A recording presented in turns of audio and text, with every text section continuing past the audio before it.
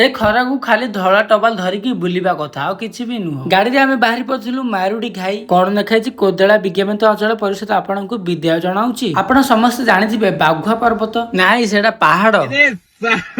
पहाड़ किए कहला सेडा तो जंगल डिप्रेशन सीधा आसिकी पहुंच जाइए आम मारुडी घाई के आम ऊपर को तलू देखिले बहुत सुंदर देखा जमीती मु गाड़ी ओह्लैली धाई धाई पलैली मु डेम को देखा आम गाँ पाखे समुद्र अच्छी मु जानी पारिलेनी नाई रे चिलिकाटा क्या फोटो दी खंड हो उठेलु आ टबाल धोकी चलू सुसारे घर को मारुडी खाई आइलु बुल खरा है सकाल आइले भल गाधे पड़े